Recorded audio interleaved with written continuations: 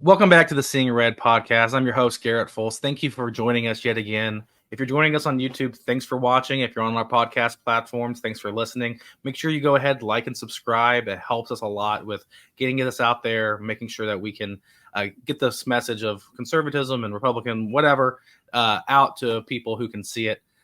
Comment if you'd like to. Shoot us an email. There's a bunch of information scrolling below, and we'll be scrolling throughout the show. So if you want to connect with us on social media, or on email, or however you'd like to, go ahead and reach out.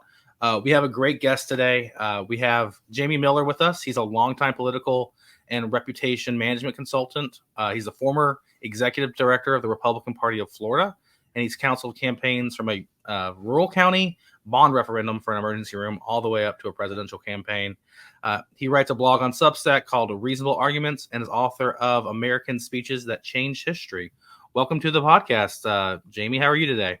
I just need to tape that and use it every time. That was perfect. Well, I try. I practice a little bit. But Jamie, so you're based out in Florida. You've been a political consultant for a couple decades, maybe 3 or 4. So you've been in it for a long time. There was a big news story that happened earlier this week.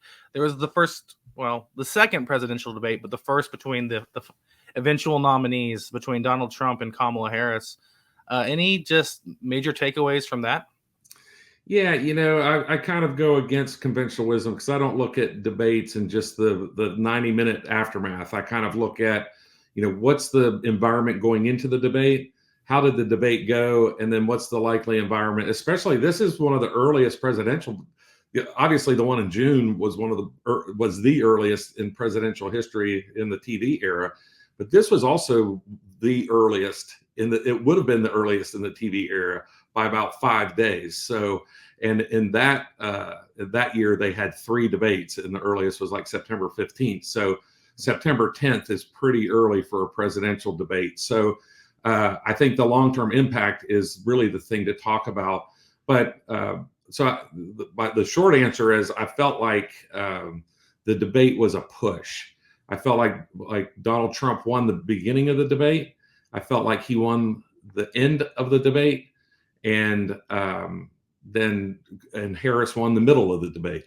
But I think that both candidates did what they needed to do. Harris, cleared the very low bar that was set for her by the national media and the Trump campaign, and Donald Trump needed to make sure he didn't make a big mistake, and he did not.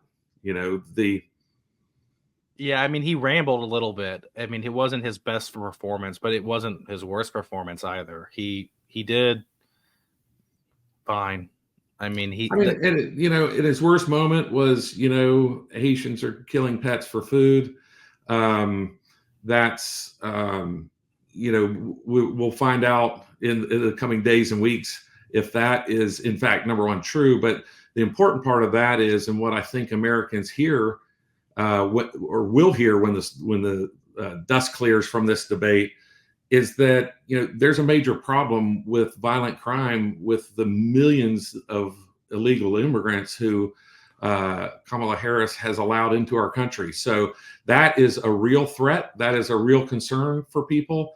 And whether it is illegal immigrants murdering Americans or whether they're eating pets, neither is a good piece of political dirt for Kamala Harris to stake her reputation and future potential victory on.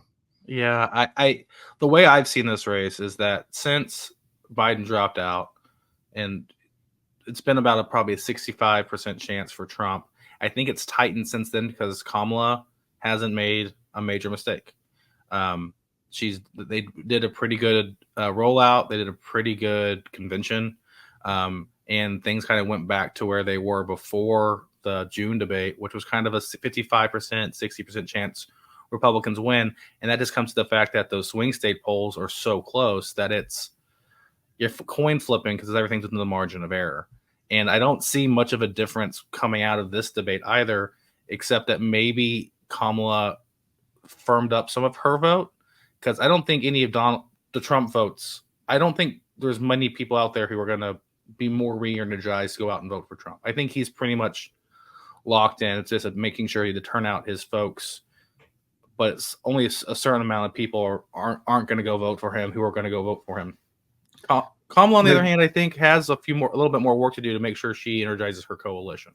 I agree with that.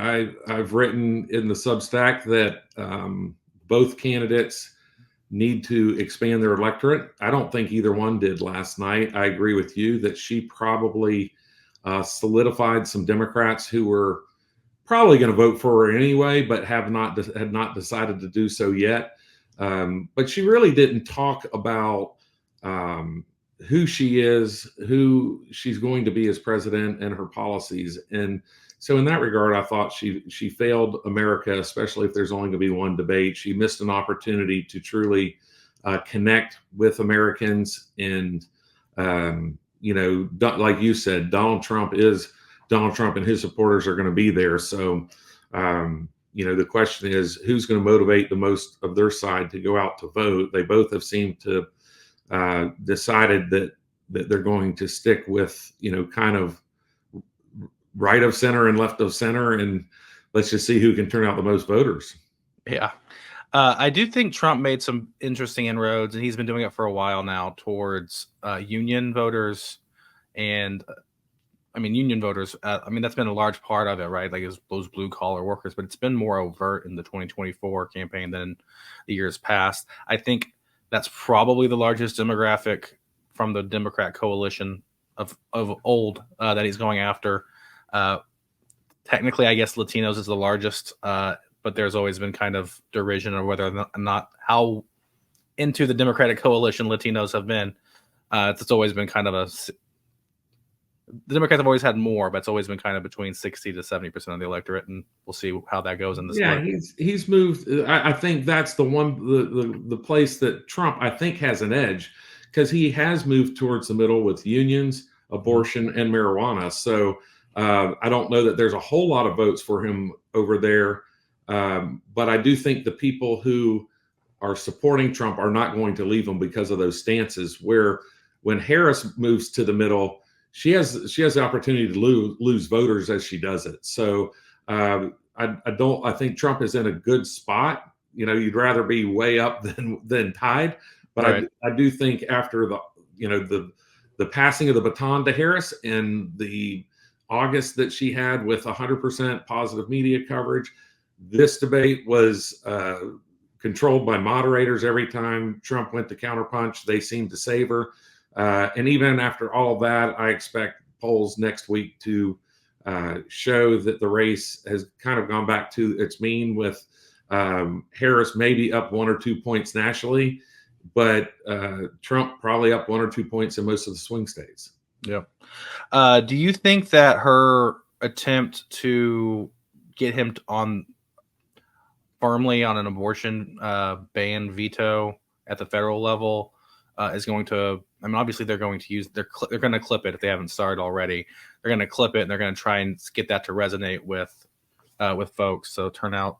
Yeah, I thought he answered the question fairly well. He did ramble around it a little bit, but he stuck to his guns and said, it's a state rights issue, and I'm going to support that. He said he would not support a national ban on abortion because he believed it was states' rights. I don't think he said it that clearly, but that's what he said. And so I'm sure that they will, edit and do those things that you and I both do as political consultants, right, to our opponents. But I think as far as being on the national stage, I thought he answered that question very well. I thought he had a little bit of an unforced error, and this is kind of where the debate prep or lack thereof, comes into play with Trump, is that, he had a chance, or maybe even two, to leave the abortion question and let the debate move on. And he decided to, reintroduce more material, on that particular topic. And I don't think that served him well. I think you're absolutely right. I think it was one of those things where her plan was clearly to A, not make a mistake, and B, try to bait him and not take his bait, as was kind of talked about a lot by just during the pregame and postgame of most of the debate shows. And she did bait him a little bit, and he took it. But I don't think she got the home run she was looking for. So that's why I think it ended up being a push. because she didn't make a big mistake, and neither did he. Do you think that this race, or how this race is playing out currently, with how the Senate map is looking and how the congressional map is looking, what are your prognostications and thoughts, or where are you thinking hotspots are in those races? Like, are we looking Sure, at this is a little bit of a tougher map for Trump than in 2016. Remember, in 2016 there was no U.S. Senate race in Michigan. We had Republican incumbents in Wisconsin and Pennsylvania who both won, and in 2020 hair we of had their teeth, they won. I think Ron John was by like 0.3 points. yeah, but it helps to have the winner, right? Yeah. And so then you move to 2020, and we had the races in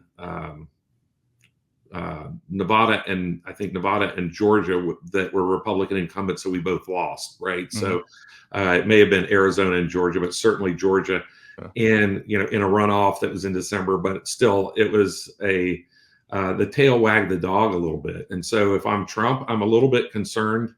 You wouldn't think this, but I'm a little bit concerned about Ohio, just because Senator Sherrod Jones there is running a lot of ads, and he's outspending his opponent by great numbers. He's above 50. He's up by, I think, more than 7 points. And I think there's a vulnerability there. And people think that J.D. Vance would protect Trump there. But I also believe, and I don't, that re-elections matter. And quite frankly, I wouldn't have chosen somebody to be my VP and expect them to carry a state before they've been reelected to that state. So I thought that J.D. Vance was a risk in that way. Yeah. And I kind of look back towards the 2000 election, the George W. Bush campaign in Florida felt like, well, because Jeb had won governor in 1998, that George W. was a shoo-in in 2000. And certainly Jeb wasn't the popular governor we know and love until after he was elected in 2002 and the hurricanes of 2003. So, I think there's a risk there. I think there's an opportunity for Trump in Michigan. And it's because there's an open toss-up U.S. Senate seat. The polling's not great there right now, but I think there's going to be a lot of money that gets spent there on that U.S. Senate race, and then there's 2 open U.S. House seats. So the map is still, I want to say, a little bit in flux. We could have, New Hampshire, because of the governor's race, could kind of come into play, although a conventional wisdom would say that it will not. Kind of the same thing with Virginia. You would think that that polling there, although one recently came out, had Harris at the ever important 50% level. So, so some of the states that were maybe potentially going to go into play with Biden this summer seem to have kind of regressed towards the mean and falling back to where they were likely to be under a competitive race. Yeah, outside of a massive red wave year, I don't see us taking out Virginia. Because the blue core of government workers in the DMV and the DC suburbs is just always motivated to vote, unlike most folks. And I just don't see it unless you have the motivation of like a red wave type year of it swinging through. Though we'll see. I think the map. One of the few pickup opportunities the Democrats have is here in Texas and the Senate level, quote unquote pickup opportunities. But Cruz only won by a little less than 3 points last time, and Trump only won by 5.5 points. Texas was the 9th closest state. It doesn't feel that way because it's so many millions of people because of how big Texas is.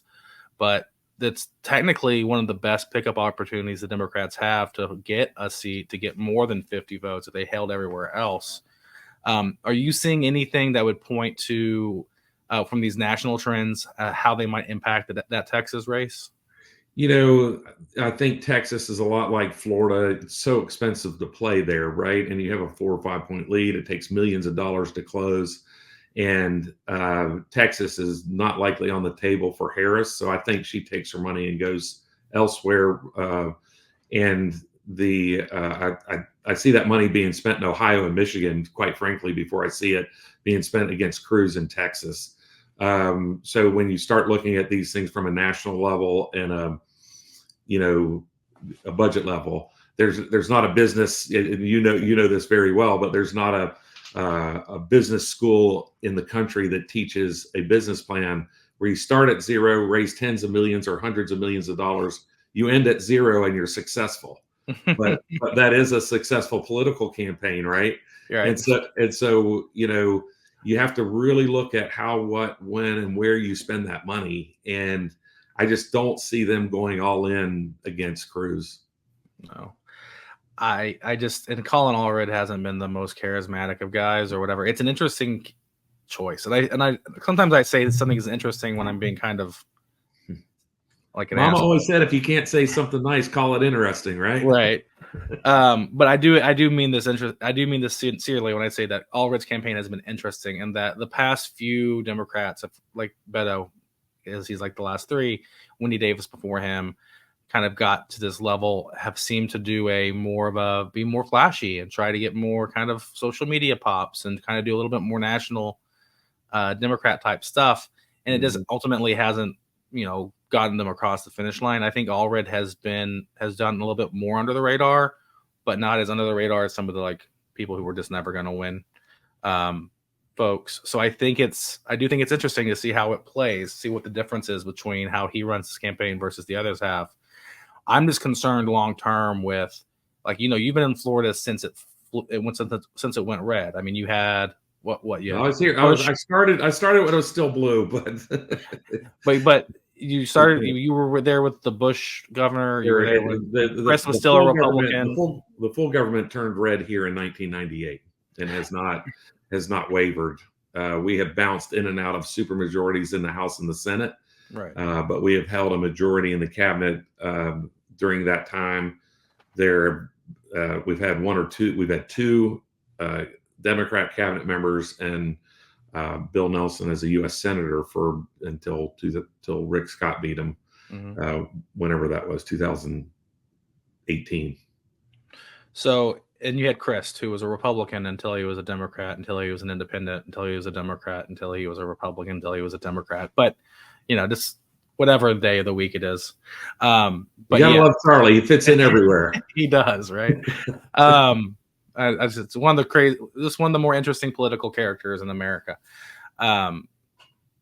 But all that to say is, as you've seen it grow, are you starting to see in Florida? I mean, you also had some times where it got close. I mean, Gillum only won, nearly beat DeSantis when he first ran.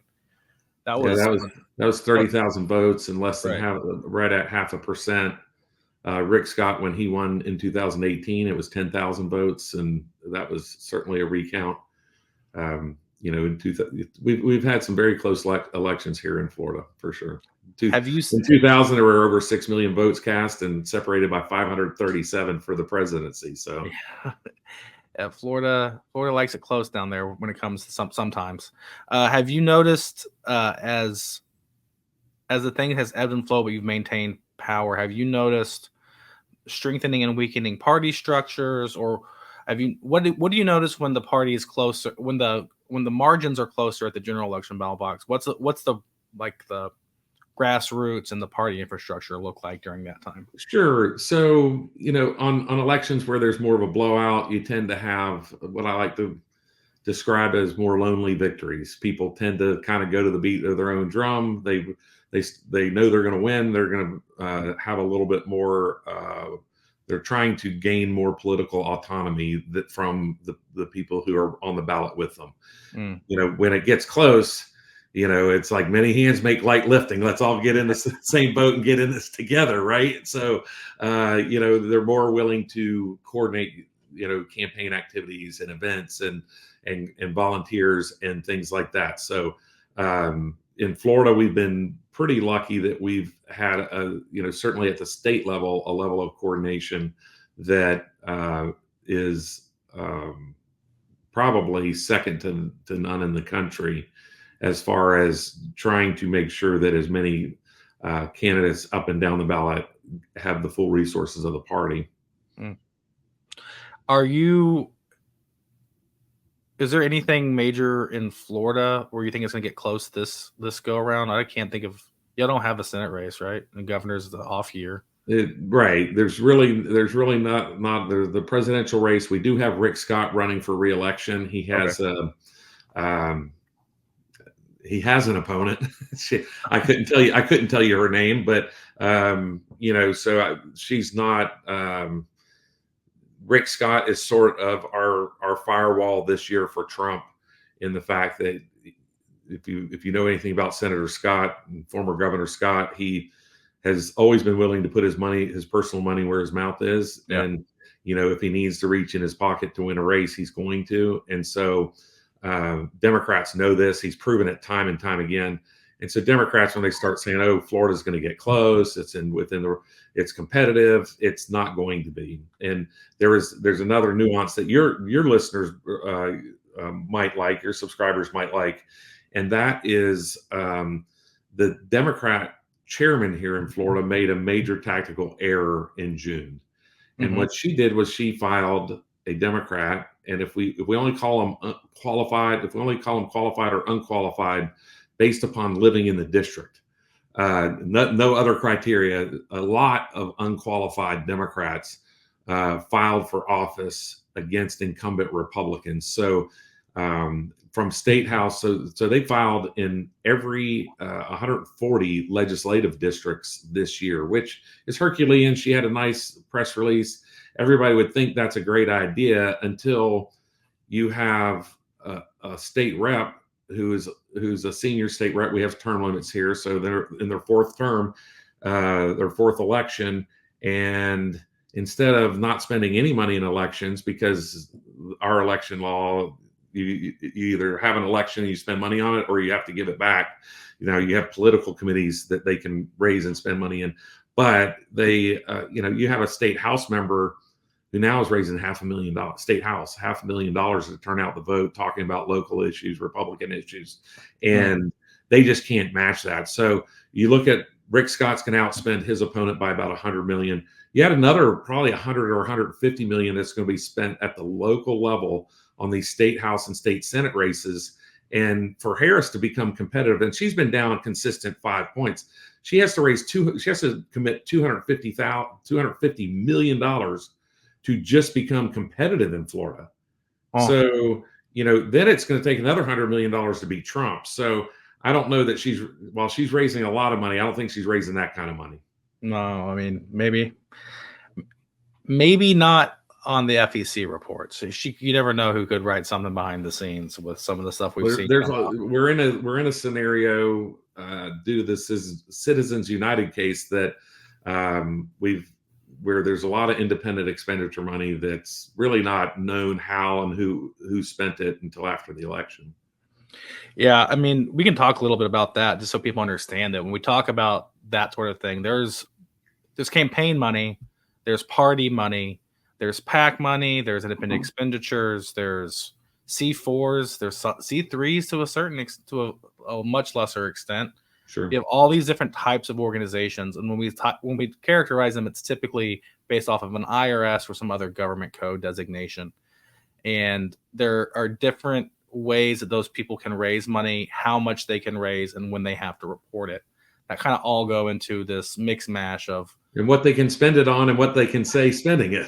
Exactly. So when you ever for example, if you want to explain it a little bit more, I'll if you want to explain the independent expenditure thing, feel free. Sure.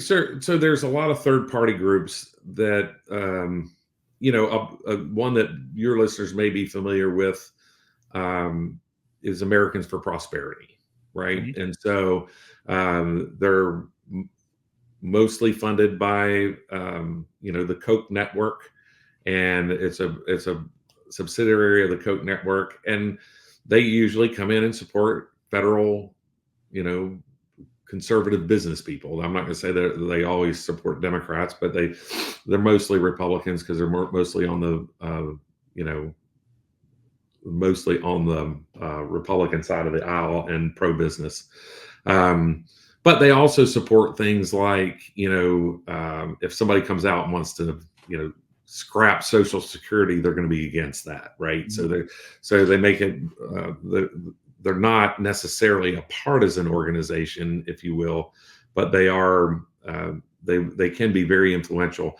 But it's called an independent expenditure for a reason, because at the federal level, they cannot coordinate with federal candidates or campaigns. So a candidate like Ted Cruz could be out there running his race, and then all of a sudden, different mail pieces or different TV commercials show up, and neither candidate knows of or has approved those television commercials. So you do sometimes, a lot of times I see it in local, like county commission races, where you have either an environmental group or a developer. They throw a lot of money in for one candidate or the other. Yeah. The candidate sitting there and really has, I don't want to say lost control of their campaign, but they've lost control of the public messaging in some cases. It's normally a U.S. Senate candidate doesn't lose control of the messaging. A U.S. Senate candidate doesn't. But when you get down ballot on some of these things, it can get a little touchy. Yeah. So there's also, if I remember correctly, there's like the campaign committees can have an IE, an independent expenditure committee. So like say the National Democratic Party, but for the congressional, the D-TRIP, will have an IE that runs the ads for the D-TRIP, but they can't even coordinate with the other people in the D-TRIP because they have to do it. The rules, when you really get into it, is it's remarkably easy and to commit a felony. We've done that. We've actually done that within our firm, where we've set up firewalls on certain campaigns and independent expenditures. You know, somebody in the firm brings in a candidate. You know, we're a big enough firm that it's kind of, I don't want to say the law firm model, but it's kind of a law firm model. You know, where you eat what you kill, and you come in and have people who will come to, we have to set up a firewall to make sure that, you know, the people working on the independent expenditure are not the people touching anything on the campaign. And we have systems in place that we can do that effectively. And I'm sure many others do too. But it's like you said, it's a touchy thing. We don't like to do it. You know, it's normally a really big race if we do. Yeah.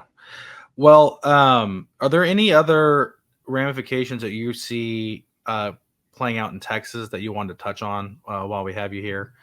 Well, so, you just dodged a hurricane, and so certainly any type of natural disaster can impact elections. You know, we have until the beginning of November for hurricane season, and so and you have any other type of, I think there are plenty of variables out in the world that can impact both Texas and the national environment. True. Well, Jamie, thank you so much for jumping on with us today. Where can people find more information about you? It looks like you have your handle on your so I'm on Substack at Reasonable Arguments, but all my other social media is at RepJam, REPJAM. I've also written a book, American Speeches That Changed History, that you can find on Amazon. So that's love to have you check that out. Took 20 speeches and that make me passionate about politics. I'm sure some of your listeners would be as well. Make a great Christmas gift.